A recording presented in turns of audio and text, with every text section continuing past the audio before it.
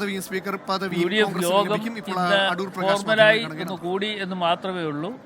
നാളെ ഞങ്ങൾ വീണ്ടും കൂടി തീരുമാനങ്ങൾ കൈക്കൊള്ളുന്നതാണ്. എന്തായാലും തിങ്കളാഴ്ച സത്യപ്രതിജ്ഞയ്ക്ക് വേണ്ടിയുള്ള തയ്യാറെടുപ്പുകൾ നടക്കുകയാണ്.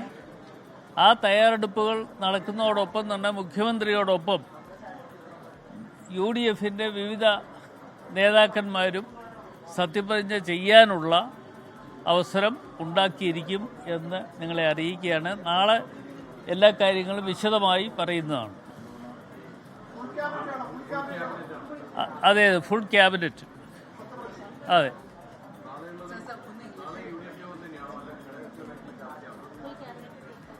നാളെ ഫുൾ ക്യാബിനറ്റിനെ കുറിച്ച് നാളെ ഞങ്ങൾ എല്ലാ കാര്യങ്ങളും പുറത്തു പറയും.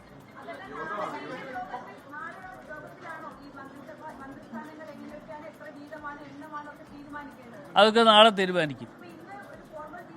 അത്രേ ഉണ്ടായിരുന്നുള്ളൂ. ഇല്ല, എല്ലാ കാര്യങ്ങളും കോൺഗ്രസിൻ്റെ ഉൾപ്പെടെ എല്ലാ കാര്യങ്ങളും ഞങ്ങൾ നാളെ കാര്യങ്ങൾ പ്രഖ്യാപിക്കുന്നതാണ്. നാളെ ഞങ്ങൾ വിവിധ രാഷ്ട്രീയ പാർട്ടിയുടെ നേതാക്കന്മാർ UDFന്റെ നേതാക്കന്മാരുമായി ചർച്ച ചെയ്തതിന് ശേഷം ആ തീരുമാനങ്ങൾ നിങ്ങളെ അറിയിക്കുന്നതാണ്. ഇല്ല,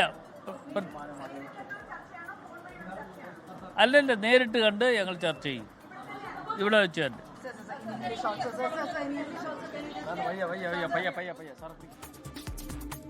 എന്തായാലും UDF യോഗം അവസാനിച്ചിരിക്കുകയാണ്. ഘടകകക്ഷി നേതാക്കൾ പുറത്തേക്ക് ഇറങ്ങി. ഇപ്പോൾ അടൂർ പ്രകാശ് മാധ്യമങ്ങളെ കാണുകയാണ്. നാളെ ഒരു യോഗം കൂടിയുണ്ട്. അതിൽ ഘടകകക്ഷി നേതാക്കളുമായാണ് യോഗം.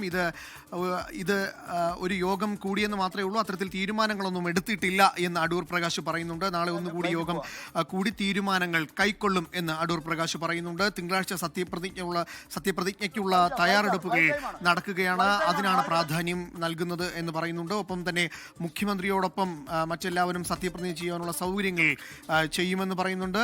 മുഴുവൻ മന്ത്രിമാരും തിങ്കളാഴ്ച സത്യപ്രതിജ്ഞ ചെയ്യും എന്നുള്ള വിവരം കൂടി എന്തായാലും തിരുവനന്തപുരത്ത് നിന്നും വരുന്നുണ്ട്.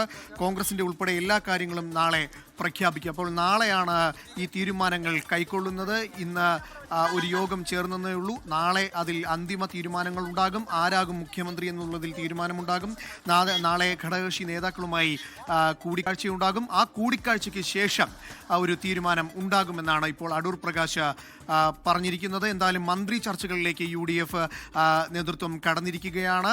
മുഖ്യമന്ത്രി ഉൾപ്പെടെ 12 മന്ത്രി പദവിയും സ്പീക്കർ പദവിയും കോൺഗ്രസിന് ലഭിക്കും. K Muraleedharan, Thiruvanchoor Radhakrishnan, PC Vishnunath, AP Anilkumar, M Liju, Shanimol Usman എന്നിവർ മന്ത്രിസഭയിലേക്ക് എത്താൻ സാധ്യത ഏറെയാണ്.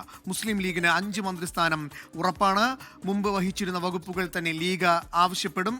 അതിന് തന്നെയാണ് സാധ്യതകൾ ഏറെ. ചെറിയ പാർട്ടികൾക്കെല്ലാം ടേം നിബന്ധനയിൽ ഇല്ലാതെ മന്ത്രിസ്ഥാനം നൽകിയേക്കാനും സാധ്യതയുണ്ട്. UDF യോഗം എന്തായാലും പൂർത്തിയായിരിക്കുകയാണ്. നാളെ ഘടകകക്ഷി നേതാക്കളുമായി ഉഭയകക്ഷി ചർച്ച നടത്തും.